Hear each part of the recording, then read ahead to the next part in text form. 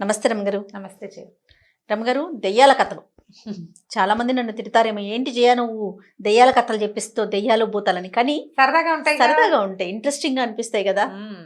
ఒక చందమామ కథ చెప్పుకుందాం. అలానే చాలా కాలం క్రితం చదివింది, వసుంధర గారిదని గుర్తు నాకు. అవునో కాదో ప్రేక్షకులు ఎవరైనా చెప్పాలి. అలాగే ఆథర్ పేరండి వసుంధర గారు. వసుంధర గారు చాలా నావెల్స్ కూడా రాశారు. చాలా బాగా మంచి కథకులు. అంటే వారు శ్రీమతి గారు ఇద్దరు కలిసి రాస్తారని అంటారు. భార్యాభర్త ఇద్దరు కలిసి రాస్తారని అలాగే తెలుసు నాకు. బాగుంటాయి కథలు. మరి చందమామ కథలే చాలా కాలమైంది చదివి, కానీ బాగుంటుంది సరదాగా. ఓ రామాపురం అనే ఊళ్ళో ఒక మర్రి చెట్టు ఉందట. అయితే ఏమైందట, ఒకరోజు దాని మీద చాలా దయ్యాలు ఉన్నాయట. ఒక కుర్ర దయ్యం వచ్చింది అక్కడికి. వస్తే ఆ చెట్టు మీద ఉన్న దయ్యాలున్నాయి, పోనాయినా ఇక్కడ వాళ్ళంత మంది ఉన్నాం మేమే, ఇంకోటి ఏదైనా చూసుకో, ఏదైనా ఇంట్లో ఉండొచ్చు కదా, ఎందుకు మా దగ్గర చేరతాం, మేమే చాలా మంది ఉన్నాము, మాకే ఇక్కడ ప్లేస్ చాలటం లేదన్నాయి. అనేసరికల్లా అది ఏం చెప్పింది, వచ్చిన కూరదయ్యం, మొన్నటిదాకా ఓ ఇంట్లో ఉండేవాడిని, అక్కడ వాళ్ళు భూత వైద్యులను పిలిపిస్తారు, మనుషులు ఇళ్లలో ఉండలేము, ఇదివరకు హాయిగా ఇళ్లలో ఉండొచ్చని భావించేవాడిని, ఎవరింట్లో ఉన్నా ఉంటే వాళ్ళు తెలిసిపోయింది అనుకో వాళ్ళకి మనం ఉన్నామని, భూత వైద్యులను పిలుస్తారు, వాళ్ళ బాధ పడలేము, భూత వైద్యుడు ఒకటి నన్ను పంపించేశాడు, ఏం చేయలేక ఇక్కడికి వచ్చాను అని బతిమలాడింది. మిగిలిన వాళ్ళంతా ఒప్పుకోలే, ఇంకో చెట్టు చూసుకున్నారు. మర్రి చెట్టు బాగుంటుంది, నాకు పైగా నాకు చెట్టుగాలే ఇష్టం, నాకు మర్రి చెట్టుగాలే నా ఒంటికి పడుతుంది, నేనుండే మర్రి చెట్టు మీద చాలా మంది ఉన్నారని ఇంట్లోకి వెళ్తే ఆ ఇంట్లో వాళ్ళు తరిమేశారు, నేను ఇక్కడికి వచ్చాను అని బతిమలాడింది. మిగిలిన వాళ్ళంతా పోపమన్నారు. అయితే వాళ్ళల్లో కొంచెం సుమారుగా ఉన్న దయ్యం ఒకడు మంచివాడు ఉన్నాడనమాట. వాడు ఏమన్నాడంటే, సరే అయితే నేను వెళ్ళి మనుషుల ఇంట్లో ఉంటా, ఎప్పటి నుంచో మనుషుల ఇళ్లలో ఉండాలనుంది నాకు, నా ప్లేస్లో నువ్వు ఉండు నా బదులు అని చెప్పి ఈ దయ్యం వెళ్ళిందట. కొత్తగా వచ్చిన కుర్ర దయ్యమేమో ఈ దయ్యప్ప ప్లేస్లో ఈ చెట్టు మీద ఉండిపోయింది. ఈ వెళ్ళిన దయ్యం ఏం చేసింది, పోలయ్య అనే ఒక ఆయన ఇంట్లో చేరింది. పోలయ్య గారింట్లో చేరితే ఆ పోలయ్య గారింట్లో భార్యాభర్త, ఇద్దరు కొడుకులు, ఇద్దరు అబ్బాయిలకి పెళ్ళిళ్ళు అయినాయి. పెద్ద అబ్బాయికి ఒక 3 ఏళ్ల చంటి పిల్ల కూడా ఉంది, ఓ పిల్లాడు ఉన్నాడు. వీళ్ళు చక్కగా కులాసగా కబుర్లు చెప్పుకునేవాళ్ళు, బాగా పని చేసుకునేవాళ్ళు, అన్ని పనులు పాటలు చూస్తుండేది ఈ దయ్యం ఆ ఇంట్లో కూర్చుని. పైన ఎవరికి కనపడదు కదా, ఆ చిన్నపిల్లాడి ముద్దు ముచ్చట్లు అవి చూస్తే గొప్ప సరదాగా ఉండేది దానికి. బాగానే ఉందిగా, ఇళ్లలో ఉంటే ఏమిటి వాళ్ళందరికీ వచ్చిన బాధ, నాకు అర్థం కాదు అని అనుకుంటోంది దయ్యం. సరే, ఆ ఇంట్లో అటక మీద దీని మీద ఇవి ఉంటాయి కదా, అటక అంటానికి వీల్లేదు, వాటిని దూలాలు ఉంటాయి, ఓ దూల మీద కూర్చుని కిందకి చూస్తూ ఉండేది. వీళ్ళంతా ఏదో కబుర్లు చెప్పుకుంటున్నారు. ఇంతలో ఏమైంది, ఓ రోజు కోడళ్ళిద్దరూ అత్తగారు ఓ సాయంకాలం నాడు కబుర్లు చెప్పుకుంటున్నారు. పక్కింట్లో వాళ్ళ సంగతి ఏమిటి, కోడల్ని అత్తగారు దయ్యంలాగా పీడిస్తుందిట. అయితే పెద్ద కోడలు చెప్పింది, దయ్యంలాగా పీడిస్తుందిట, దయ్యం పట్టినట్టు పట్టేసింది వాళ్ళ అత్తగారు దాన్ని అంది. అనేసరికల్లా కోడలంది, దయ్యం కానీ దయ్యాలు చాలా నయం అనేసరికల్లా ఇప్పుడు ఇలా మాట్లాడుకుంటారు. మాట్లాడితే అత్తగారింది, ఏమిటే దయ్యం సంగతి నీకు బాగా తెలుసా, దయ్యాలు బట్టి పీడిస్తాయంటవా అని అత్తగారు అడిగింది. ఈ దయ్యం ఈ పైన కూర్చుంది కదా, ఆసక్తిగా వింటుందన్నమాట, ఏమిటో మన సంగతే మాట్లాడుతున్నారని. అయ్యా అనేసరికల్లా, దయ్యాలే బాగా పనిచేస్తాయి అత్తయ్య, పనిచేసే దయ్యాలు ఉంటాయి కొన్ని అని కోడలు చెప్పింది.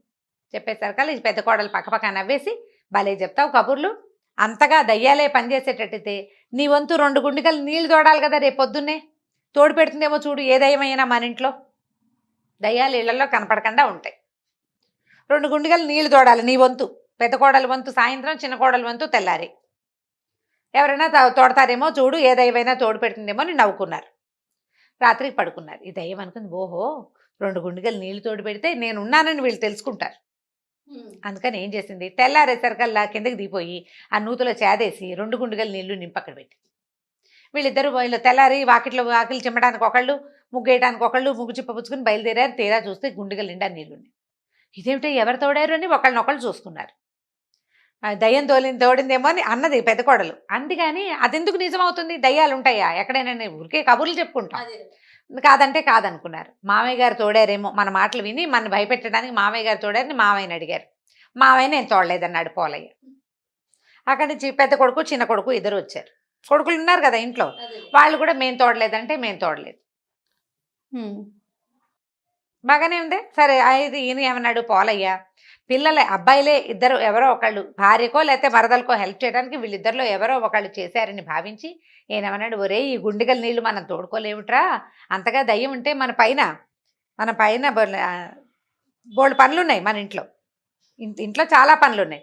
అయితే పెద్ద కొడుకు అన్నాడు, ఈ నీళ్ళు తోడాలా నాన్న దయ్యం, మనం చేయలేని పనులు కొన్ని ఉన్నాయి, పెంకు నేయించాలి ఇంటికి. 3 ఏళ్ల నుంచి అనుకుంటున్నాం, పెంకు నేయించలేదు. పెంకు నేయటం అంటే పెంకులో ఈ పెంకుటిళ్ళు ఉంటాయి కదా, అవి తీసి తీసి మళ్ళీ పెడతారు. వాటిని చక్కగా సర్దుతారు. పగిలిపోయినవి ఏమైనా వానలకి వాటికి పగిలినాయి అనుకో అవి తీసేస్తారు. పాడైపోయినవి తీసేసి కొత్త పెంకులు కొద్దిగా తెచ్చి పెంకులు మళ్ళీ చక్కగా రీఅరేంజ్మెంట్ అన్నమాట. ఇల్లు నెయ్యటం అంటారు దాన్ని, పెంకులు నెయ్యటం, పెంకులు సర్దటం అనమాట అది. మరి ఇల్లు నేయటం అని వాడతారు మా పెంకుటిల్లుని. ఇల్లు నేసి ఎన్నాళ్ళలో అయింది, 4 ఏళ్ల నుంచి వాన పడినప్పుడల్లా ఇబ్బంది పడుతున్నాము. ఆ పెంకులు నేయకపోయింది, ఆ దయ్యం ఈ నీళ్లు తోటం ఎందుకు, ఈ పని మనం చేసుకోగలం కదా అని నవ్వుకున్నారు.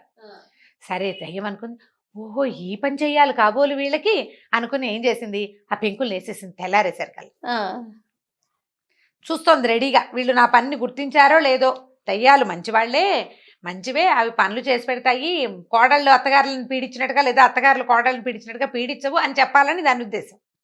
తెల్లవారేసరికల్లా ఏమైంది, ఈ పోలయ్య గారు ఉన్నాడు కదా, ఆయన పొద్దున్నే లేచి ఏదో గుండె పట్టుకుని పడిపోయాడు. ఏదో వచ్చింది సమస్య. తీరా డాక్టర్ని పిలిచారు. గ్యాసే కదని గుండెల్లో మంట వస్తుంది, కానీ కడుపులో ఒక వ్రణం ఏదో ఒక గడ్డ వచ్చింది ఆయనకి. సరే డాక్టర్ ఏమన్నాడా, వచ్చిన డాక్టరు శస్త్రచికిత్స చేయాలి, దీనికి కొంచెం నొప్పి ఎక్కువగా ఉంటుంది, మాత్రలు వాడుకోవాలి అని చెప్పాడు. చెప్పేసరికల్లా ఇంటిల్లిపాది ఈ రగడలో పడ్డారు. ఈ ఇల్లు నేయబడిన సంగతి వాళ్ళు చూసుకోలే. అదే సరే ఏం చేశారు, గబగబా హాస్పిటల్కి తీసుకెళ్లారు. ఏదో అక్కడ పల్లెటూరు వైద్యశాలే పాతకాలపది, అక్కడికి తీసుకుపోయారు. వైద్యం ఏదో చేశారు. ఆయనకి కడుపులో నొప్పి వచ్చినప్పుడల్లా నిద్ర మాత్రం వేస్తే సరిపోతుంది, నిద్రలో ఉంటే కొంచెం నొప్పి తగ్గుతుంది, ఒక వారం 10 రోజులు ఇలా ఉంటుందని చెప్పాడు. సరే ఈయనకి బాధగా ఉన్నప్పుడల్లా ఓ మాత్ర వేసుకుని పడుకుంటున్నాడు. బాధగా లేనప్పుడు ఆయన పథ్యం పానం చూడాలా అనారోగ్యస్తుడికి. వీళ్ళు ఇంకా ఈ ఇల్లు నేయబడింది అనే సంగతి చూసుకోలేదు. దయ్యానికి చాలా నిస్పృహ వచ్చేసింది, ఏమిటి ఇంత పని చేసాం, ఎవరు గుర్తించట్లేదు నన్ను. మనకు కూడా అలాగే ఉంటుంది, ఏదైనా చక్కగా మంచి చీర కట్టుకుంటే వచ్చే అవతల వాళ్ళు మనని గుర్తించకపోతే చాలా కష్టంగా ఉంటుంది. అటు ఇటు తిరుగుతారు, పిల్లలైతే బాగా తిరుగుతారు అటు ఇటు. నేను అడగను మిమ్మల్ని రాగానే, రమ్మగారు నన్ను గుర్తించండి అని. అదే గుర్తింపు కావాలి, దయ్యానికి కూడా కావాలి. చూస్తుంది 4 రోజులు వారం రోజులు గడిచిపోయింది. వారం 10 రోజుల తర్వాత వాన వచ్చింది. పోలయ్య గారు కొంచెం లేచి కాస్త కులాసాగా తిరుగుతున్నాడు. వాన పడేసరికల్లా ఒరే వాన పడుతుంది, దక్షిణపు గదిలో కారిపోతుందేమో చూడండి, ధాన్యం తడిసిపోతే ఒడ్లుండవరా అని కేకేశాడు కొడుకుల్ని. ఈ కొడుకులు ఇద్దరు దక్షిణపు అక్కడ వడ్ల కొట్లోకి పరిగెత్తారు.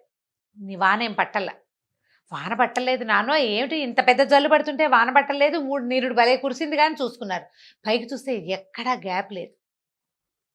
గ్యాప్ లేకపోయేసరికల్లా పెద్దవాడికి ఏం డౌట్ వచ్చింది, నాన్న మొన్న మనం పెంకులు నేయిస్తుంది దయ్యం మంచిదైతే పెంకులు నేయచ్చు కదా అనుకున్నాము, ఎవరైనా దయ్యపోద్ది నిజంగా మన ఇంట్లో ఉండి చేసిందేమోనని ఇద్దరు ఏం చేశారు, కొద్దిగా వాన తెరిపిరంగానే కొడుకులు ఇద్దరు చెరో పక్కన పైకి ఎక్కి చూసుకున్నారు. చూస్తే నీట్గా వరసలు పెంకులు పేర్చి కనపడ్డాయి.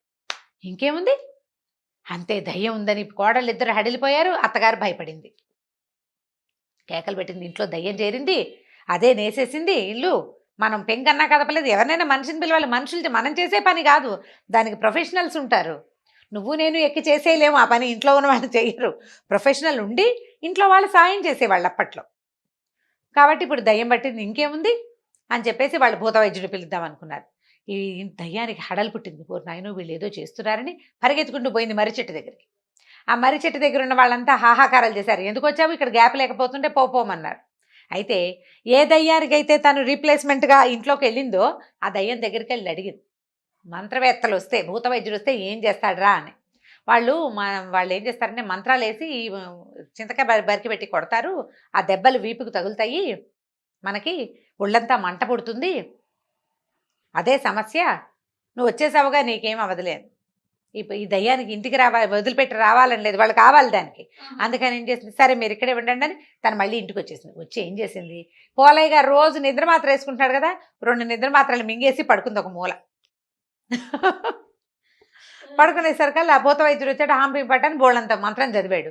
ఆయనకి ఎక్కడా కనపట్టల్లా, కదలిక ఉండాలి, దయ్యాలు కదులుతూ ఉంటాయి గాల్లో, అట్లా గాల్లో కదా కదిలేది, ఇది నిద్ర మాత్రం మింగేసింది, మత్తుగా జోగుతోంది, ఒక దీని మీద దూలం మీద పడుకునుంది, కదలిక లేదు. లేకపోయేసరికల్లా ఆయన ఏం దయ్యం లేదండి, ఏమీ లేదు అని చెప్పేసరికల్లా సరే వెళ్ళిపోయి ఆయన పంపించేశాడు. పంపించేశాక మొన్న గుండెగలతో నీళ్లు తోడింది, నిన్నేమో పెంకులు నేసింది, ఉందో లేదో మన ఇంట్లో దయ్యం, ఖచ్చితంగా ఉంది. మనకు తెలుసు ఆ 2 పనులు అదే చేసింది. మనం చేయలేదు కాబట్టి. మూడో మనిషి వచ్చి మనుషులు చేసే పని కాదు కదా! అది కనపడకుండా చేసేది అసలు కాదు. అని అనుకుని వీళ్ళేమనుకున్నారు, ఆయన అన్నాడు, "అదేమిట్రా ఒకవేళ ఉంటే గనక ధాన్యపు కొట్లో బోల్డన్ని వడ్లున్నాయా? వడ్లన్నీ దంచి బియ్యం చేస్తుందేమో చూద్దాం. ఒకవేళ దయ్యం ఉంటే ఆ పని చేస్తుంది" అన్నారు.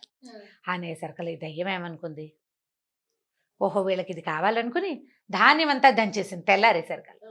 దంచేసి బియ్యం అక్కడ పెట్టింది సంచులు. చూసుకున్నారు వాళ్ళు. అమ్మ బాబోయ్! ఇంకేముంది, దయ్యం మన ఇంట్లోనే ఉంది. కాకపోతే అప్పుడు ఆయన ఒకటి ఆలోచించాడు. మామూలుగా దయ్యాలు ఏం చేస్తాయి? ఇబ్బంది పెడతాయి, బాధ పెడతాయి.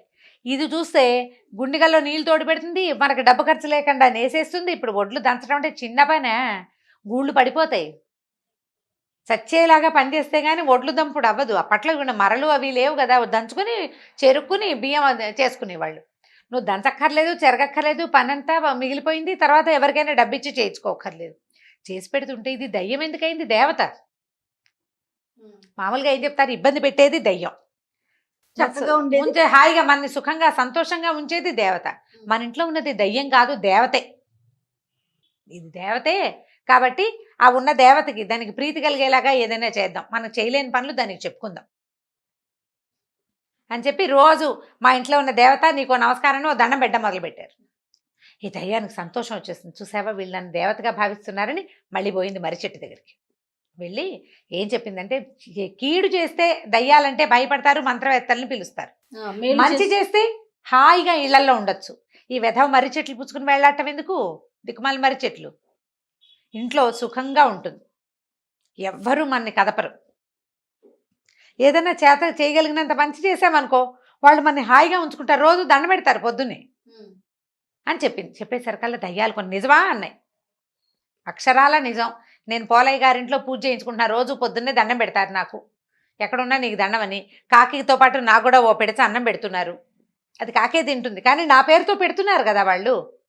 కాబట్టి ఇలా చాలా మన మంచి ప్రవర్తనతో ఉన్నామంటే మనని దేవతలుగా పూజిస్తారు అని చెప్పేసరికల్లా కొన్ని దయ్యాలు మేము కూడా దేవతలుగా ఉంటామని ఇళ్ళని పట్టుకుని వెళ్ళిపోయినాయి.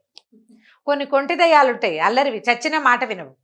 అవి మాత్రం ఈ మర్రి చెట్టు పట్టుకుని వేళ్లాడుతున్నాయి. మనుషులకు మంచి చేసే ఉద్దేశం వాటికి లేదనమాట. ఇవి ఉండిపోయినాయి.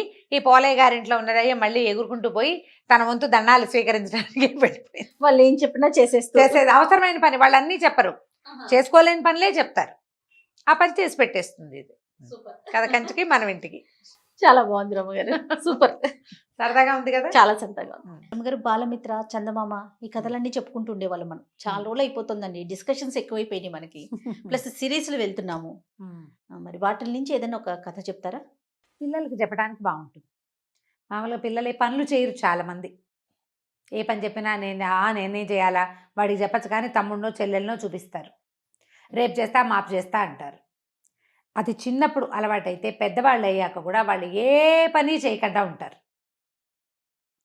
భార్యలు, మగపిల్లలైతే భార్యలకు సహాయం చేయరు, ఆడపిల్లలైతే పని ఎలా ఎగ్గొట్టాలా అని చూస్తారు. పని చేయడం ఇష్టం ఉండదు, హౌస్ హోల్డ్ వర్క్స్ చేయడానికి ఇష్టపడరు. అందుకని పిల్లలకి చిన్నప్పటి నుంచి పనులు గిన్లు అలవాటు చేయాలి. గారాబం ఉన్నా సరే, ఎంత గారాబం ఉన్నా వాడి పని వాడు చేసుకోవాలి. కంచం పెట్టుకోవటం, కంచాలు తీయటం, వాడి కంచం వాడు అన్నం తిన్న ప్లేట్ తీయాలి, టిఫిన్ ప్లేట్ తీయాలి, పాల గ్లాస్ పట్టుకెళ్ళిస్తే మళ్ళీ తీసుకెళ్ళి వాడే సింకులో పెట్టాలి లేదా కడిగి పెట్టాలి. ఇట్లాంటి అలవాట్లు చేయండి పిల్లలకి. అవునండి. అయితే ఈ పని అలవాటు లేని వాళ్ళు, పని ఎగ్గొట్టి తిరుగుదాం అనుకునేవాళ్ళు, అలాంటి వాళ్ళ మీద ఒక చిన్న దయ్యపు కథ. పూర్వం ఒక ఊళ్ళో ఒక అవ్వ మనవడు ఉండేవాళ్ళట. ఈ అవ్వ మనవడు ఏంటంటే, ఈ అవ్వ చాలా పాపం కష్టపడి పిల్లాడిని పెంచింది. కొడుకు కోడలు చనిపోయారు పిల్లవాడు చిన్నప్పుడే. దాంతో కొంచెం ముద్దుగా చూసేది. వాడు ఎక్కడ కూర్చుంటే అక్కడే అన్నం పెట్టి, ఎక్కడ పడుకుంటే అక్కడే వాడికి పక్కేసి అలా చేసేది. మొదట్లో ముద్దు, పాపం అమ్మ నాన్న లేని పిల్లవాడు కదా, కొన్నాళ్ళు నడిచింది. క్రమంగా ఈ అబ్బాయి ఏంటంటే ఏ పని చేయకుండా అవ్వ పెడితే తినడానికి అలవాటు పడ్డాడు. ఎప్పుడైనా ఏదైనా బలవంతంగా ఒక పని చేయిస్తే, ఏ పొలం పనో చేయిస్తే మళ్ళీ 3-4 రోజుల దాకా నాకు అది నొప్పి ఇది నొప్పి అనేవాడు, పని మానేసేవాడు. కానీ తిండి కావద్దు, తిండి కావాలిగా, వాళ్ళ దగ్గర వీళ్ళ దగ్గర డబ్బులు తీసుకుని ఏవో ఒకటి కొనుక్కుని తినేసేవాడు. మళ్ళీ ఆ డబ్బులు వెనక్కి కట్టడానికి, పని చేయడానికి బద్ధకం. ఊళ్ళలో అప్పుడు ఏముంది, వస్తు మార్పిడ్లు, పని మార్పిడ్లు అవి ఉండేవి. ఏదో కొట్లో నుంచి వస్తువులు తెచ్చుకుంటే కొట్లో అవసరమైన పని చేసి పెట్టాలి. ఓ పొలంలో నుంచి ఏదైనా తెచ్చుకుంటే వాళ్ళకి పొలం పని అవసరమైనప్పుడు చేయాలి. అబ్బాయి అసలు చేసేవాడే కాదు. ఎప్పుడు ఏదో ఒక గొడవ వచ్చేది వాళ్ళ ఇంటికి. మీ వాడు అది తీసుకున్నాడు ఇది తీసుకున్నాడు అంటే ఈ బామ్మ మామ అవ్వ ఒక్కతే ఎక్కడి నుంచి ఇస్తుంది. రోజు అనేది ఒరే నేను నిన్ను మొయ్యలేకపోతున్నాను, నేను నిన్ను మొయ్యలేకపోతున్నాను, చాలా బరువు అయిపోయావు నువ్వు నాకు, పని చెయ్యి పని చెయ్యి, ఏదైనా పని చెయ్యి, పెద్దవాడివి అవుతున్నావు, 18 ఏళ్ళు వచ్చినాయి, పని చేయకపోతే ఎట్లా, ఇంకా 4 ఏళ్ళు పోతే పెళ్లి చేసుకుంటావు, పెళ్లి కావాలంటే నేను పని చేయను అనేవాడు. మరి పెళ్లి చేసుకుంటే భార్యను పోషించుకోవద్దు, మరి పిల్ల చెల్ల పుడితే వాళ్ళని చూడొద్దు. దాంతో ఇక అవ్వ విసిగిపోయేది. ఒకరోజు ఏమందంటే ఒరే నువ్వు ఎక్కడికైనా వెళ్ళిపో, నాతో నువ్వు ఉండద్దు అంటే వాడి కోపం వచ్చింది. కోపం వచ్చి ఏమనుకున్నాడు, ఎంతసేపు పని పని అంటుంది, హాయిగా చెరువు గట్టును కాళ్ళు చాపుకుని పడుకుంటే ఎంత హాయిగా ఉంటుంది, గాలేస్తుంటే నిద్ర పడుతుంది, అన్నం వేళకి ఇంటికి వస్తే అవ్వాయిలాగా అన్నం పెడుతుంది, అవ్వ అన్నానికి డబ్బు ఎక్కడి నుంచి తెస్తోంది అనేది వాడికి అక్కర్లా. సరే ఏమనుకున్నాడు, ఇది లాభం లేదు, ఈవిడితో ఉండకూడదు, అడవిలోకి వెళ్ళిపోదాం హాయిగా, ఏ పని చేయక్కర్లా, అడవిలో ఏముంది పని, ఏదో కాయ కసరు కనపడుతుంది, వాటితో పొట్ట నింపుకుని హాయిగా ఉండొచ్చు, రోజు ఎట్లా గడుస్తుంది అనే ఊహ లేదు వాడికి. ఒకవేళ ప్రమాదం ఉంటుందేమో ఇంకా అంత దాకా వాడు ఊహించలా. వాడికి ఏదైనా ఊహిస్తే ముందే పని చేసేవాడు. అదే కదా. సరే అట్లా పోయి ఒక అడవిలో ఓ చెట్టు కింద కూర్చున్నాడు. చెట్టు కింద కూర్చుంటే ఆ చెట్టు మీద ఒక దయ్యం ఉందట, చింత చెట్టు. అది ఏం చేసింది, పైనుంచి చింతకాయలు రాల్చింది. వీడు పళ్ళు పండితే బాగుంటాయి, పుల్లపుల్లగా తీతీగా బాగుంటాయి, 4 పళ్ళు తిన్నాడు, అక్కడే కూర్చున్నాడు. అదేమనుకుందంటే సరేలే వీడిని ఏం చేస్తామని సాయంకాలం దాకా చూసింది. చీకటి పడినా వాడు వెళ్ళల, పగలల్లా దానికి అంత శక్తులు ఉండవు, సాయంత్రం పూట చీకటి పడేసరికి శక్తి పెరుగుతుంది, రాత్రికి వెళ్ళిపోతాడేమో అనుకుంది. ఎవ్వరూ చింత చెట్ల కింద పడుకోరు. అవును, మర్రి చెట్ల కింద చింత చెట్ల కింద పడుకోకూడదు అనుకుంటారు. వీడు పోవటల్లా కాళ్ళు చాపుకుని పడుకున్నాడు. అవతల ఏదో నీళ్లున్నాయి, పోయి మంచినీళ్ళు తాగొచ్చాడు, కాసేపు అటు ఇటు తిరిగాడు, ఏవో తిన్నాడనమాట, చెట్ల పళ్ళో కాయలో దుంపలో తిన్నాడు, వచ్చి మళ్ళీ చెట్టు కింద పడుకున్నాడు. పడుకునేసరికి దయ్యానికి ఆశ్చర్యం వేసింది. దిగొచ్చింది తెల్లవారుసామున, ఏరా అబ్బి నీకు భయం ఎట్లేదా, ఏంటి ఎందుకు వచ్చావు ఏమిటి అని అడిగితే, అబ్బో ఊళ్ళో ఉంటే పని చేయాలి, ఎంత పనో, ఎప్పుడు పని, ఎంత చేసినా తరగదు, మా అవ్వ ఒక పని వెనకాల ఒక పని, ఒక పని వెనకాల ఒక పని చెప్తుంది, ఓ రోజు చేసి మానేయటానికి ఉండదు, పని చేయి అంటారు, నాకేమో ఖాళీగా కూర్చోవాలని ఉంటుంది. ఓకే, మా అవ్వ నేను పోషించలేనని తిడుతుంది, కోపం వచ్చేసాను అన్నాడు. ఈ దయ్యానికి అప్పుడప్పుడు వచ్చే మనుషులు ఆ రోడ్డు మీద, వాళ్ళు పట్టుకెళ్ళే సంచులు, వాళ్ళు ఎప్పుడైనా వదిలిపెడితే తనకి వాసన వచ్చేటువంటి తినుబండారాలు, అవన్నిటి మీద మంచి ఆసక్తి ఉంది. దయ్యం అంది, అయితే ఓ పని చేద్దామా, నువ్వు నా బదులు చెట్టు మీద ఉండు, నేను నీ బదులు ఊళ్ళోకి వెళ్తా, నాకు కూడా చూడాలంది, నాకు ఖాళీగా ఉండాలని లేదు, ఎవరు వస్తారా కాలక్షేపానికని చూస్తూ ఉంటాను నేను ఎంతసేపు, నువ్వు కనపడ్డావు రాత్రి నుంచి సరదాగా బాగోదు, ఎవడో ఒకటి మనిషి తిరుగుతుంది వాడి కేసు చూడడం, నాకు ఆ మనుషుల్ని చూడడం ఇష్టం, కావాలంటే పని చేస్తాను అనేసరికల్లా సుశీలుడు బాగానే ఉందనుకున్నాడు కుర్రాడు, బాగుంది ఈ పని చేద్దాం అనుకున్నాడు. సరే దయ్యానికి ఎలా నువ్వు నేను ఎలా అవుతావంటే, ఏముంది రేపు పొద్దున్నే నేను దయ్యం రూపంలో నుంచి బయటకు వచ్చేస్తాను, నీ బాడీలోకి వస్తా, నువ్వు నాలాగా మారిపోదు కానీ, నాకు తెలుసు ఆ విద్య, కాకపోతే ఏంటంటే నువ్వు వచ్చి అడిగితేనే ఇస్తా బాడీ, ఎవరు చెప్పినా నేను నా బాడీ నీకు ఇవ్వను, మనం మార్చుకోలేం, మనం ఒకళ్ళకొకళ్ళు ఒప్పుకోవని మార్చుకోవాలి. ఓకే, ఒకళ్ళు ఒప్పుకోపోయినా రెండో వాళ్ళకి అవకాశం లేదు. అంటే వీడేమనుకున్నాడు, ఏముంది మనకి చెట్టు మీద ఉండొచ్చు హాయిగా, తిండక్కర్లా గిండక్కర్లా, ఇప్పుడు తిండెట్లా అన్న భయం వస్తుంది మనుషులైతే, నాకేం భయం, హాయిగా చెట్టు మీద పడి ఉంటామే కదా, పని పాటల కన్నా హాయిగా పడుకోవచ్చు కామీగా అనుకొని బాడీ మార్చుకోవడానికి ఒప్పుకున్నాడు కుర్రాడు దయ్యము ఇద్దరు కలిసి బాడీ ఎక్స్చేంజ్ చేసేసుకున్నారు. ఒకళ్ళు ఇటు అటు అటు ఇటు మారిపోయారు. దయ్యమేమో సుశీలు కుర్రాడుగా మారిపోయింది, ఆ సుశీలుడేమో దయ్యంగా మారిపోయాడు. పోయి చెట్టు ఎక్కి కూర్చో, అబ్బా ఎంత హాయిగా ఉంది, లైట్గా బట్టలు కూడా అక్కర్లేదు, ఏ చెట్టు మీద కావాలంటే ఆ చెట్టు మీద చేయమని వెళ్ళిపోవచ్చు, ఎక్కడ కావాలంటే అక్కడ పడుకోవచ్చు, పక్క వేసుకోవాలి కిక్కేసుకోవాలి, గోల లేదు, అన్నం వండుకునే పని లేదు, తలకాయ దూకోవాలి, ఈ ఘోషలు లేవు, మురిగ్గా ఉన్నావు అనేది మా అమ్మ, స్నానం చేయలేదు, స్నానానికి కూడా బతకమే బడికి, హాయిగా ఉందని చింత చెట్టుకి తోక వెళ్ళాడేసుకుని కూర్చున్నాడు. ఓకే, ఈ కుర్రాడి వేషంలోకి వచ్చిన దయ్యము దానికి ఎంత ఎక్సైటింగ్గా ఉందో, నడుస్తుంటే మహా బాగుంది, అంతకుముందు గాలిలో తేలిపోకుంటూ ఉండేది, ఇప్పుడు చక్కగా స్థిరంగా నడుస్తుంది, వెళ్ళి చెరువు దగ్గర నిలబడి చూసుకుంది, అచ్చు ఇందాక వచ్చిన కుర్రాడి లాగానే ఉంది తను, చాలా సంతోషించి సరే వీళ్ళు ఎలాగా గుర్తులు అన్నీ తెలుసుకుంది, వీణే అడిగింది, అలా గుర్తుల ప్రకారం ఇంటికి వెళ్ళిపోయింది. అవ్వ ఊరు నాయన వచ్చావా, ఎక్కడికి పోయావురా రాత్రంతా, దాదా సర్ది తాగుదు కానీ అని ఇచ్చింది. ఇచ్చేసరికి అలా మాట్లాడకుండా పుచ్చుకుంది దయ్యం, అది ఎన్నేళ్ళయిందో చచ్చిపోయి, ఆ. దయ్యంగా ఉంది, ఫుడ్ లేదు. హాయిగా ఆ చద్ది అన్నం తిని ఉల్లిపాయలు పచ్చిమిరపకాయలు కొరుకుని తింటుంటే అమ్మ ఎంత ఆనందమో, ఎంతో బాగుంది. తర్వాత మా అమ్మ వాళ్ళ అవ్వ అడిగింది, ఏరా పక్కింటి కామంత్ గారికి పని ఉందిట్రా, నేను వెళ్తానంటే నేను కూడా వస్తానన్నాడు. ఆశ్చర్యపోయింది, ఏమిటి వీడు వస్తానంటున్నాడు అని. అంతకుముందు నువ్వు అనేవాడు. ఆ, ఆ. ఆవతో పాటు పొలం వెళ్ళాడు. పనిలోకి వెళ్ళాడు. చాలా పని చేశాడు, అన్ని పనులు అందరితో పాటు. సాయంత్రం ఇంటికి వచ్చాక ఎంత బాగా నిద్ర పట్టిందో. అది దయ్యంగా ఉన్నప్పుడు దానికి నిద్రే తెలియదు. హాయిగా పడుకుని నిద్రపోయాడు. వాళ్ళ అవ్వ కూడా సంతోషించింది. వాళ్ళ తోలంలో పని చేశాడు. ఇక రోజు పని చేయడానికి వెళ్ళటం మొదలుపెట్టాడు. ఉమ్. ప్రతిరోజు వెళ్తుంది ఆ దయ్యం పనిలోకి. చక్కగా పొద్దున్న తినేస్తుంది, సాయంత్రం తినేస్తుంది. హాయిగా పడుకుంటుంది. చక్కగా స్నానం చేయొచ్చు, చెరువులో ఎంతసేపు అయినా ఈత కొట్టచ్చు. అంతకుముందు కూడా ఈత కొట్టేది, దానికి ఇష్టం ఈత. కానీ దయ్యపు బాడీతో ఈత కొడితే ఒంటికి నీళ్ళు అంటావు కదా, ఆ సరదా తీరిపోతుంది ఇప్పుడు. చక్కగా యాక్టివ్గా తయారైపోయింది ఆ కుర్రాడు రూపంలో. అక్కడ ఉన్నాడుగా కుర్రాడు మనవాడు, చెట్టు మీద 3-4 రోజులు హాయిగా ఉన్నాడు. తర్వాత ఇంకా విసుగు పుట్ట మొదలెట్టింది. ఏమిటి ఏమీ పని లేకుండా ఎలా ఉంటాం? అంతకుముందు ఎంత చేయకపోయినా కొంత పని చేసేవాడు. ఈ గిన్నె తీసి అక్కడ పెట్టు, ఆ చెంబు తీసి ఇక్కడ పెట్టు, ఆ కట్టలు పట్టుకురా, ఈ పొయ్యి వెలిగించు, పొయ్యి దగ్గర కూర్చో, ఏదో చెప్పేది ఏదో చెప్పేది. ఏదో అప్పుడప్పుడు స్నానం చేసేవాడు, ఎవరింటికైనా వెళ్ళేవాడు, ఎవరితోటైనా మాట్లాడేవాడు. ఈ బాడీతో ఏముంది, ఎవరితో మాట మంతి, వీడు కనపడగానే అందరు లేచక పారిపోతారు. అదే కదా. విసుకొచ్చేసింది. ఒక 5-6 రోజులు 10 రోజులు గడిచేసరి కల్లా ఎగురుకుంటూ పోయి తన ఇంటికి వెళ్ళాడు. అక్కడ పడుకుని ఉన్న ఈ కుర్రాడిని చూసి, కుర్రాడి రూపంలో పడుకున్న దయ్యాన్ని చూసి, మన ఇద్దరం బాడీ మార్చుకుందాము, నేను ఉండలేకపోతున్నాను అక్కడ అనేసరికల్లా ఈ దయ్యం అంది, నేను హాయిగా ఉన్నా, నాకు కూడా అనిపించాలి బాడీ మార్చుకోవాలి, నాకు ఇప్పుడు అనిపించట్లా, నాకు పని చేస్తేనే బాగుంది, పని చేస్తేనే జీవితం బాగుంటుంది, నేను చచ్చినా నా బాడీ నీకు ఇవ్వనంది. ఏం చేస్తాడు ఆ కుర్రాడు? అయ్యో. ఏడుపు మొహం పెట్టుకుని పోయాడు. మా అమ్మని చూస్తే బాధగా ఉంది బడికి. మా అమ్మ అవతో ఉండలేకపోతున్నాను, 10 రోజులు అయిపోయింది అవ్వని చూసి. అటు ఇటు తచ్చట్లాడి, పైగా ఈ దయ్యాలు అవి తిరుగుతుంటే కుక్కలు పిల్లులు తెగ మురుగుతాయి, కుక్కలు వెంట పడతాయి. ఏదో కుక్కను తోలేస్తున్నారు కానీ ఏం జరిగిందో ప్రజలకు తెలియటల. సరే ఏం చేస్తాడు, ఎగురుకుంటూ పోయాడు వాడు. ఈ లోపల ఇంకా ఇలా 10-15 రోజులు గడిచాక ఏమైంది, ఓ కామంద్ గారు ఒక ఆయన వచ్చాడు. వచ్చి ఎవరిని అడిగాడు, నీ మనవడు ఏడి అని. ఇప్పుడే పొలం పనికి వెళ్ళాము, వచ్చాము ఇప్పుడే, ఇదిగో మా మనవడు అని అనేసరికల్లా, ఏరా నువ్వు 10 రూపాయలు తీసుకున్నావు అప్పుడెప్పుడో, నా 10 రూపాయలు నాకు ఇవ్వు అన్నాడు. అనేసరికల్లా వీడికేం తెలుసు, దయ్యం కదా ఇది, నాకు తెలియదు అనబోయాడు. అనబోయేసరికల్లా వాళ్ళ అవ్వంది, బాబు నా దగ్గర కొడితే కూడా రూపాయి లేదు, 10 రోజుల నుంచి నా మనవడు నాతో పనిలోకి వస్తున్నాడు, సాయంత్రం అయ్యేసరికల్లా వాళ్ళు బియ్యం ఇస్తున్నారు, హాయిగా అన్నం వండుకుని తింటున్నాం, రూపాయి లేదు, వాడు ఎట్లా ఇస్తాడో వాడు మీరు తెలుసుకోండి, నాకు తెలీదు,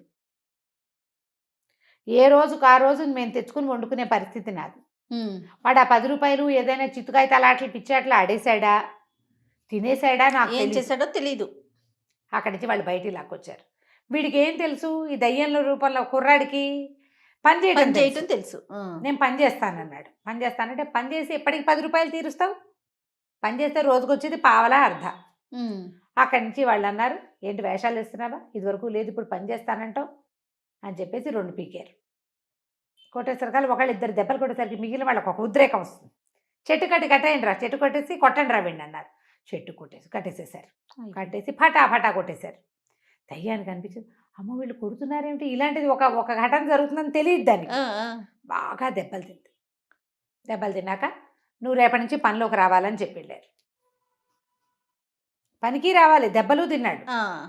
అక్కడి నుంచి దేవుడా రావుడా జీవుడా అని ఎట్లాగొట్లా పని చేయటం మొదలుతాయి. ఈ లోపల ఇంకొకళ్ళు వచ్చారు, మా దగ్గర రూపాయి తీసుకున్నాడు. 10 రూపాయలు తీసుకున్న వాళ్ళు 25 దెబ్బలు కొడితే రూపాయి తీసుకున్నవాడు ఎన్నో కొన్ని కొట్టాలి కదా.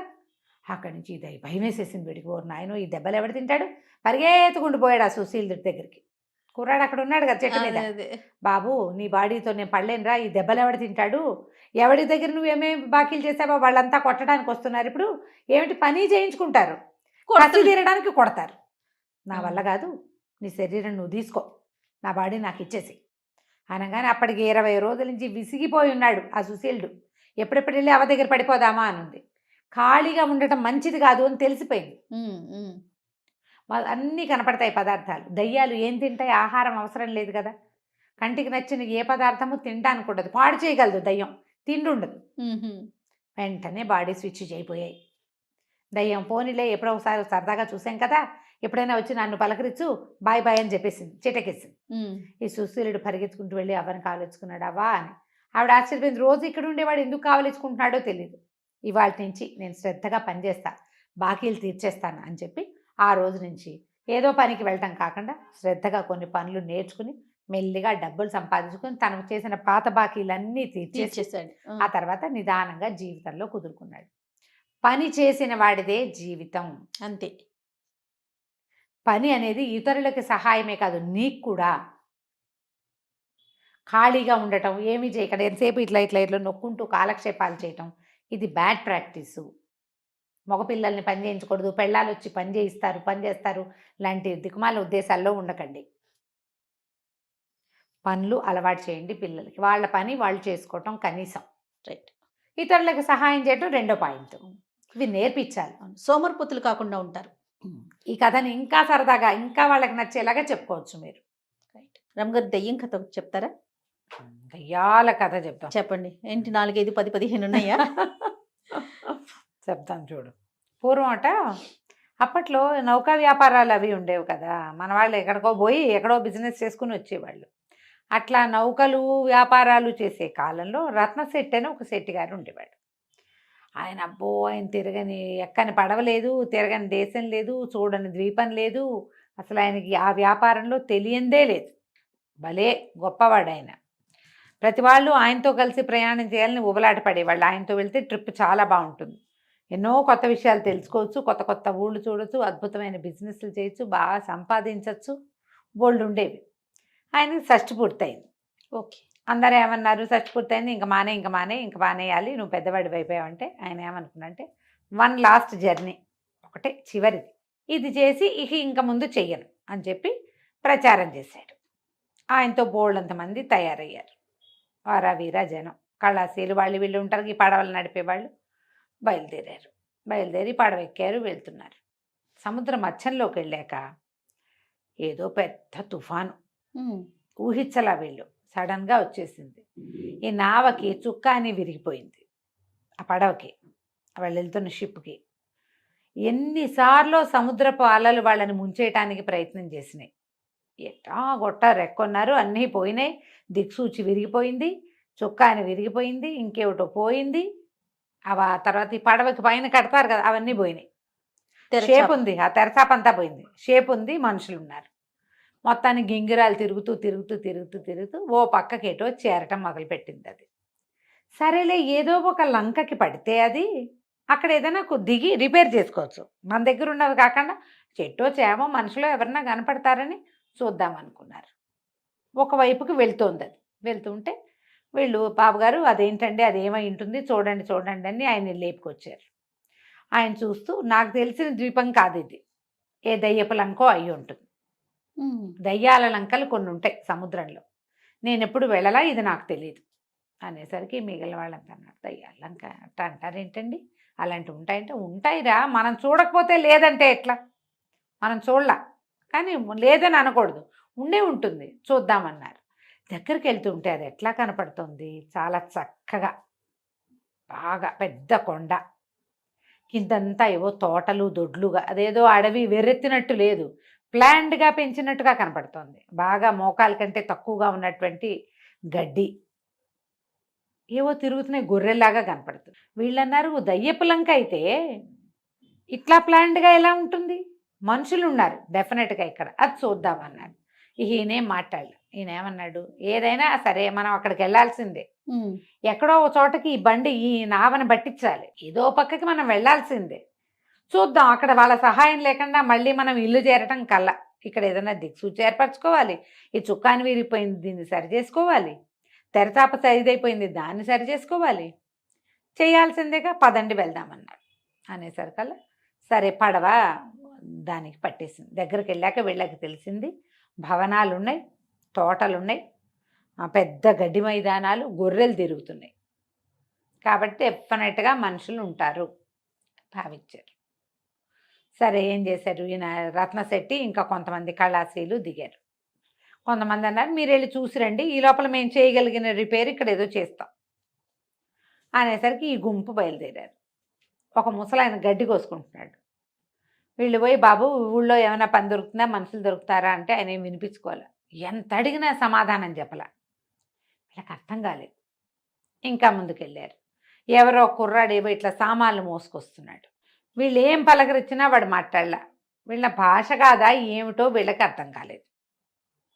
ఇంకా ముందుకెళ్తే ఒక 4-5 పిల్లలు ఎగురుకుంటూ వీళ్ళని దాటుకుంటూ వెళ్ళారు.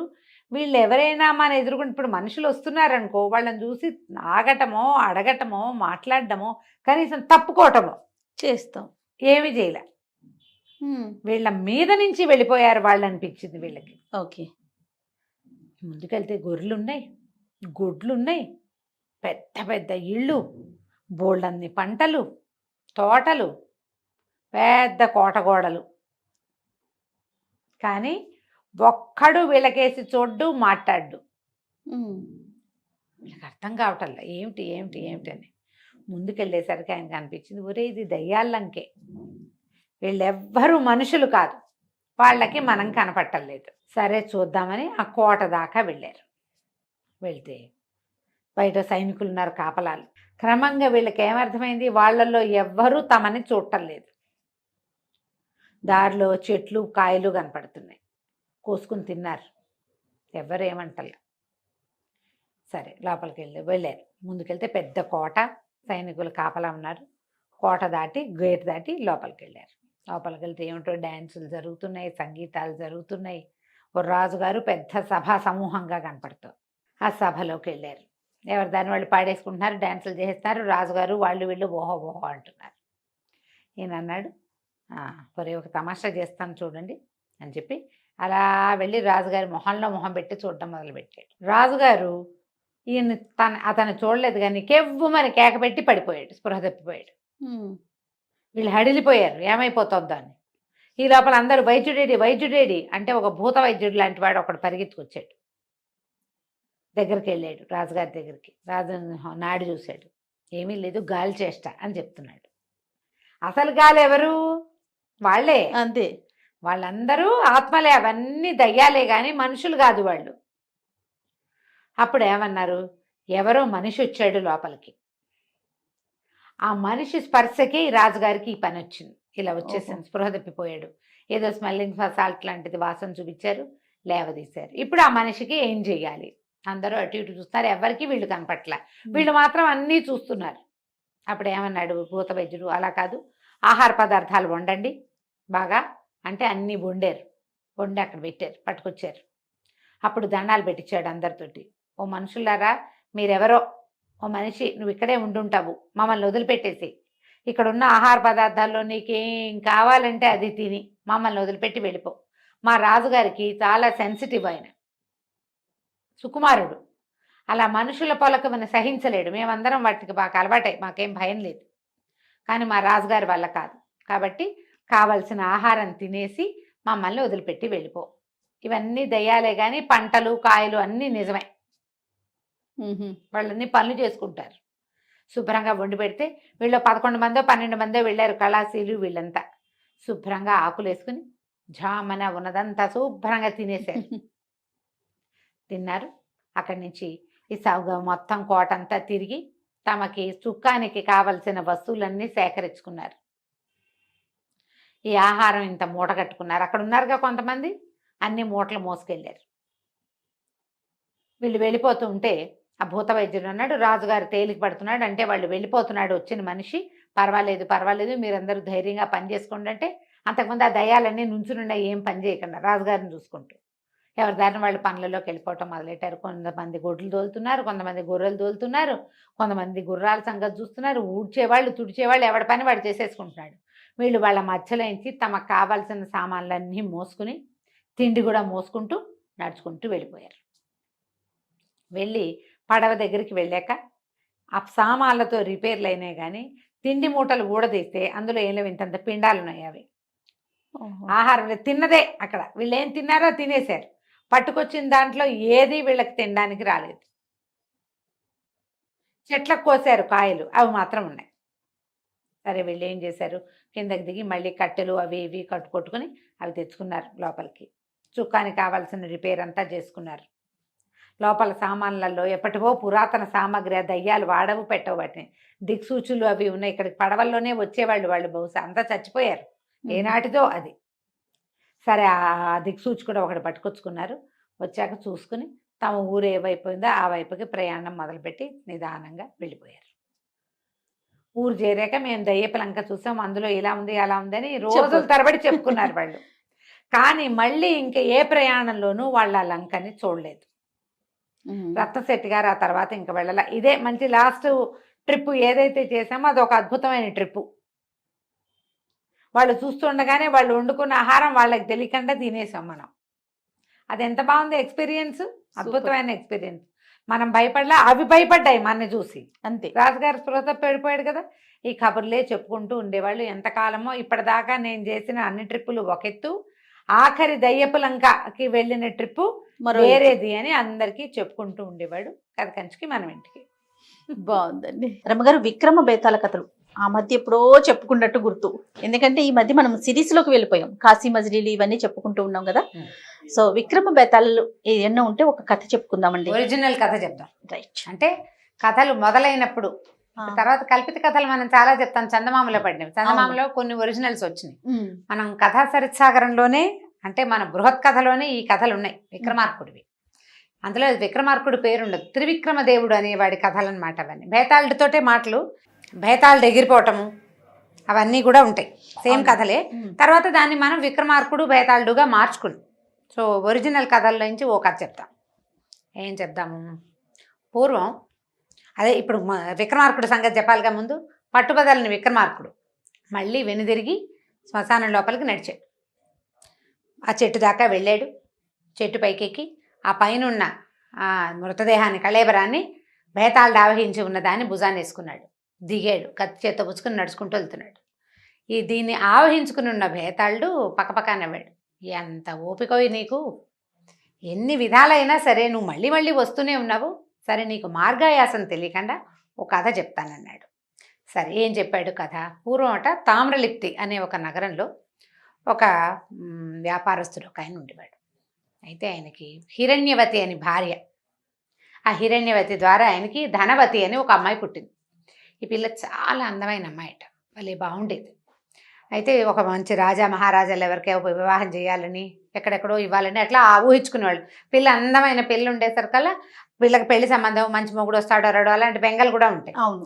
అయితే ఏమైంది, కొంతకాలం గడిచేసరికి పిల్లకు కాస్త యుక్త వయసుకు వచ్చేసరికల్లా తండ్రి సడన్గా మరణించేసరికల్లా ఈ పిల్ల మీద కన్ను వేసుకుని ఉన్న దాయాదుల్లో కొంతమంది మేనబావలు మేనమామలు వాళ్ళు, అక్కడి నుంచి ఆయన కజిన్స్ కొంతమంది వీళ్ళ మీద కొంచెం ఇబ్బంది పెట్టారు తల్లి పిల్లని. దాంతో ఈవిడ ఏం చేసిందంటే, ఈ భర్త లేడు వీళ్ళలో అంటే దీనికి ఏమైనా లొంగి, వీళ్ళ ఒత్తిళ్ళకి లొంగి ఎవడో ఒక దిక్మాల మీద కట్టబెట్టాల్సి వస్తుంది పిల్లని. ఈ ఊరి నుంచి పారిపోదాం, ఇక్కడి నుంచి వెళ్ళిపోదాం, మనకు కలిగినంతలో మంచి సంబంధం ఆలోచించుకుని చూసుకుని పిల్లకి నచ్చింది అనురూపమైంది వెతుక్కోవచ్చు. కజిన్స్ మధ్యలో ఉంటే వీళ్ళంతా ప్రెస్ చేస్తే ఇంతలో ఏమవుతుంది, రాజుగారు ఆ ఊరు రాజుగారు చుట్టుపక్కలలోనే ఇవ్వమంటారు. అమ్మాయి ఇష్టం అలా అనరు కదా. నీకు భర్త లేడు, కూతురు ఒకతే, మగ పిల్లలు లేనప్పుడు ఒక అండగా ఉండే వాళ్ళకి చూసి ఇచ్చేసేయాలని రాజు కూడా ప్రెస్ చేస్తాడు. అందుకని ఆవిడ ఏం చేసిందంటే, ఆయన కాడికి జాగ్రత్తగా ఎవరికి తెలియకుండా గుడ్సుప్పుడు కాకుండా ఎంతో కొంతకి ఆస్తుల్ని వాటిని తెగనమ్మేసింది. కొంత బంగారం కాస్త డబ్బులు ఏర్పరచుకుంది. ఒకనాటి రాత్రి అవతల వైపు ఉన్న తామ్రలిప్తికి అవతల ఉన్న ఒక నగరంలో భర్త స్నేహితుడు ఒక ఆయన ఉన్నాడు. ఆయనకు ఉత్తరం రాసి పంపించింది, మేము వస్తాము, నేను నా కూతురు వస్తామని. ఆయన్ని కలుసుకోవటం కోసం ఏం చేసింది, రాత్రిపూట కూతుర్ని వెంటేసుకుని ఆ డబ్బుగా బంగారంగా మార్చిన మూటల్ని మాత్రం అంటే ఇల్లు వాకిలి వదిలిపెట్టేసింది కామ్గా. బట్టపాత వాటి గురించి ఇక ఆలోచించాల. పిల్ల, ఆ పిల్ల తాలూకు భవిష్యత్తు, తల్లుల తాపత్రయం అట్లా ఉంటుంది. ఏం చేసింది, చీకట్లో బయలుదేరారు. ఈ వెళ్తూ ఉండగా ఏమైందంటే, వీళ్ళు చీకటి నడిచేటప్పుడు ఆ రోజుల్లో కరెంట్లు అవి లేవు కదా, అంటే మనకి స్ట్రీట్ ల్యాంప్స్ అవి లేవు, స్ట్రీట్ లైట్లు లేవు. ఈ వెళ్తున్న దారిలో ఏదో వేగ్గా నడిచి వెళ్తున్నారు. ఒక కొరత వేసి ఉన్న ఒక వ్యక్తిని తగిలింది ఈవిడ. కొరత అంటే ఏంటంటే? కొరత అంటే ఒక శిక్ష. ఒక పొడుగాటి శూలం ఉండి దానికి అడ్డంగా పుల్లలు ఉంటాయి. దొంగతనాలు, దోపిడీలు అవి చేసిన వాళ్ళని, ఎక్కువ అంటే సమాజం పనికి ఎక్కువ ద్రోహం చేసిన వాళ్ళని ఆ శిక్ష వేస్తారు. ఈ మనిషిని ఇట్లా కింద నుంచి ఇట్లా దింపేస్తారనమాట. వాడు ఇలా దిగిపోతాడు. ఈ కొరత సంగతి 2-3 సార్లు చెప్పాను నేను, నువ్వు మర్చిపోయి ఇన్ని వ్యవహారాల మధ్య మర్చిపోతున్నావు నువ్వు. అయితే ఈ కిందకి వెళ్ళి క్రమంగా మరణిస్తారు. కాశీ మజిల్లో అనుకుంటాను స్టోరీలో ఒక అతన్ని. అయితే ఏమైంది, ఈ కనపట్టు కనపడలేదు వీళ్ళకి. ఈవిడ వెళ్తూ వెళ్తూ ఏమైందంటే ఈవిడ భుజం ఆ కొరతలో సగానికి పైగా దిగిపోయి ఉన్న వాడికి తగిలింది. అమ్మా అన్నాడు. అనేసరికి కంగారు పడేది. అమ్మో మనిషో జంతువో భూత ప్రేత పిశాచాలు ఏమిటో తెలియదు తెలియదు కదా. ఎవరినైనా అని కంగారు పడింది. కంగారు పడితే అతను అన్నాడు, అమ్మ నేను దొంగని, కొరత వేయబడ్డాను అని చెప్పాడు. నీ చెయ్యి తగిలేసరికల్లా బాధ వచ్చి అరిచాను అన్నాడు. అనేసరికల్లా వీళ్ళకి అప్పుడు అర్థమైంది తాము శ్మశానంలో ఉన్నాము అని. ఆ శిక్షలు సాధారణంగా వధ్యస్థానాలు ఇలా అంటే మరణ శిక్షలు విధించే స్థానాలు శ్మశానాలకి దగ్గరగా ఉంటాయి. సరే ఎవరినైనా ఏమిటినైనా ఏం చేసావంటే నేను దొంగనని చెప్పాడు వివరంగా. చెప్పి ఏమన్నాడు, అమ్మ నువ్వెవరు ఏమిటంటే ఈవిడ ఇంకేం చేస్తుంది, ఎవరికి చెప్పుకునేందుకు దిక్కు లేదు. ఆ ఊళ్ళో ఎవరికి చెప్పినా నేను పారిపోతున్నాను పిల్లతో సహా అంటే ఎవరో ఒకళ్ళు ముప్పందించేస్తారు. కడుపులో పెట్టుకుని ఉంది ఆవిడ. ఎవరో ఒకళ్ళకి చెప్పుకోవాలి. ఈ వధ్యస్థానంలో కొరత మీద ఉన్నవాడు తీసుకెళ్ళి తన రహస్యాన్ని ఎవరికి చెప్తాడు? అందుకని ఈ హిరణ్యవతి ఏం చేసింది, నాయన నేను ఫలానా ఊళ్ళో ఫలానా ఆయన భార్యని, నాకు ఒక పిల్లుంది, ఏగో యుక్త వయసులో ఉన్న పిల్ల అని చెప్పి పిల్లని చూపించింది. చూపించడం చీకట్లో మొత్తానికి వేగ్గా ఒక పిల్లని. తర్వాత ఏమో పిల్లకి పెళ్లి చేద్దామంటే రకరకాల ఇబ్బందులు వచ్చినాయి, ఆస్తులు అమ్ముకొని పారిపోతున్నాను నాయన, తెలియక నేను తగిలాను, నన్ను క్షమించమంటే అతను ఏమన్నాడు, అమ్మ నీ కూతురికి పెళ్లి కాలేదన్నావు కదా, ఈ పిల్లని నాకు ఇచ్చి కన్యాదానం చేస్తావా అన్నాడు. అనేసరికి అలా ఆవిడ నవ్వింది. చచ్చిపోతున్నావు నువ్వు, నీకేం కన్యాదానం అయ్యా అంటే, అది కాదమ్మా నాకు సంతానం లేదు, ఇప్పుడు నేను చచ్చిపోతా, ఎవరు లేరు నాకెవరు నీళ్ళు వదులుతారు, చచ్చి నేను నరకానికో స్వర్గానికో వెళ్తే నాకు ఇన్ని నువ్వులు నీళ్లు వదిలే దిక్కు లేకుండా పోతాను కదా, నువ్వు ఒక్క పని చెయ్యి, ఈ పిల్లని నాకు కన్యాదానం చెయ్యి, నీ పిల్లని నాకు ఇవ్వు, ఈ అమ్మాయి నువ్వు దీనికి నిలువెత్తు బంగారం ఇస్తాను నేను నీకు, హాయిగా బతుకు పిల్లతోటి, నేను అనుజ్ఞిస్తా, ఈ పిల్ల భర్తని నేనవుతాను కదా ధర్మం ప్రకారం, నేను అనుజ్ఞించి నా భార్యకి మళ్ళీ పెళ్లి చేస్తే కనుక పెళ్లి చేసుకుంటే ఈమెకి ఎవరి వల్ల సంతానం కలిగినా ఆ సంతానం నాదవుతుంది. క్షేత్రజులు అంటారు వాళ్ళని. కుంతీదేవి సంతానం పాండురాజు కొడుకులైనట్టుగా, పాండురాజు వల్ల కలగలేదు కదా, ఆ రకంగా నా భార్యకి కలిగిన సంతానం వల్ల వాడు గుప్పెడు నువ్వులు చారెడు నీళ్లు వదిలినా అది నాకు దక్కుతుంది, నా భార్య సంతానం నా సంతానమే అవుతుంది కదా, నాకు ఉత్తమ గతులు వస్తాయమ్మా బాబాని బతిమలాడాడు. ఈవిడ ఆలోచించుకుంది. ఈ రాత్రి వేళ మాట చెప్పుకునేందుకు దిక్కులేక చచ్చేందుకు సిద్ధంగా ఉన్నవాడికి ఈ మాట చెప్పాను, అంతే కదా, అవును, కడుపులో కష్టం వీడికి చెప్పుకున్నాను, వాడి కడుపులో కష్టం నేను విన్నా, వాడు నీకు డబ్బిస్తానంటున్నాడు, ఏముంది రాత్రి వేళ నువ్వు పెళ్లి చేసావో ఇంకోటి చేసావో ఎవడికి తెలుసు అని చెప్పి ఏం చేసింది ఈవిడ, సరే నాయనా అని చెప్పి ఆ పిల్లని అతనికి ఇచ్చి కన్యాదానం చేస్తున్నట్టుగా చేసి అతని చేతులకి ధారపోసేసింది. అప్పటికప్పుడు ధారపోస్తే సరే అతను ఏం చేశాడు, అవతలగా వెళ్ళండి, మీరు బయటికి వెళ్తే ఒక మర్రి చెట్టు కనపడుతుంది, ఆ చెట్టు కింద తవ్వండి, ఎక్కువ తవ్వక్కర్లేదు, ఒక ఐమూలగా గుర్తు చెప్తాడు, తవ్వితే బంగారం కనపడుతుందమ్మా, బంగారం పట్టుకుని వెళ్ళిపోండి మీరు, ఎలాగైనా నేను తెల్లారేసరికి చచ్చిపోతా, నా శవానికి దహనం చేయించి అస్థికలు ఏ గంగలో ఉన్నా కలుపు,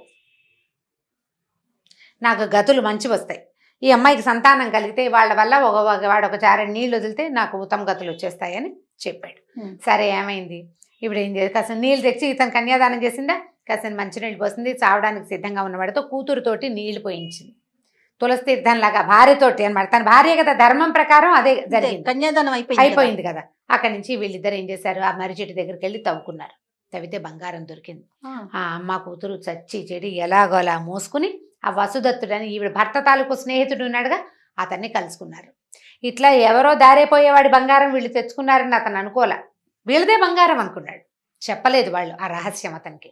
సరే తెల్లారింది, ఒక 2 రోజులు ఆ వసుదత్తుడి ఆయన దగ్గర ఉండి ఏం చేసిందంటే, మా చుట్టాల వాడే ఫలానా వాడు కొరత మీద ఉన్నాడు, వాడు చనిపోయాడు, పాపం వాడికి దహనం చేయిస్తానని మా ఆయన ఎప్పుడో మాట ఇచ్చాడని ఒక చిన్న అబద్ధం చెప్పి అతనికి యుక్తిగా అతనికి శవదహనం చేయించేసి ఆ అస్థి సంచయనం చేయించి తీసుకొచ్చింది, శాస్త్రోక్తంగా చేసేసింది. అక్కడి నుంచి కూతురుతోటి అక్కడ ఉన్న నదిలో భార్యతోటే కల్పించేసింది అవి. అతనితో రుణం తీరిపోయింది, అతను వీళ్ళకి డబ్బిచ్చాడు, వీళ్ళు అతను పని చేసేసారు. తర్వాత ఏమైంది, ఈయన సహాయంతో ఇంకా కొంచెం అవతల ఎగువకున్న ఇంకో నగరంలోకి చేరిపోయి అక్కడ పెద్ద మేడ పాతదేదో అమ్మకానికి ఉంటే ఆ మేడ కొనేసుకున్నారు. తల్లి పిల్ల స్థిమితంగా 4 పని వాళ్ళని పెట్టుకుని ఉండటం మొదలుపెట్టారు. ఈవిడేంటి ఇప్పుడు కొత్త ఊళ్ళోకి వెళ్ళాం, చుట్టుపక్కల 4 స్నేహం చేయాలి, రాజుగారి దగ్గర కొంచెం మర్యాద నేర్పాలి, అక్కడ పెళ్లి సంబంధాలని ఫలానా ఊరు అని ముందు చెప్పినా చెప్పపోయినా గోత్రం భర్త ఎలాగూ లేడు, గోత్రనామాలు చెప్పుకుని మెల్లిగా పిల్లకి పెళ్లి సంబంధం చూద్దాం అనుకుంది. అనుకునేసరికల్లా ఏమైంది, ఒకనాడు ఈ పిల్ల వీడి కూతురు ధనవతి చాలా అందమైన పిల్ల అని చెప్పాం కదా, ఓ వాకిట్లో నిలబడి చూస్తుంటే ఒక బ్రాహ్మణ అబ్బాయి అటు వెళ్తూ కనపడ్డాడు. అతని పేరు చిన్నస్వామి. చాలా అందంగా ఉన్నాడట. ఈ అమ్మాయి ఏం చేసింది, అమ్మ అతను చూడవే ఎంత బాగున్నాడు, అలాంటి వాడికి ఇచ్చి పెళ్లి చేయవే నన్ను అని అడిగింది. ఈవిడేమనుకుంది, పిల్లకి ఏమిటి అందమైన పిల్ల, దానికి అనురూపమైన వరుడు కావాలంతే. ఆల్రెడీ పెళ్ళైపోయిన పిల్ల రహస్యంగా. సరే ఏం చేశారు, చెలికత్తెని పంపించింది అమ్మాయి. మన ఇంటికి రమ్మని పిలవమని.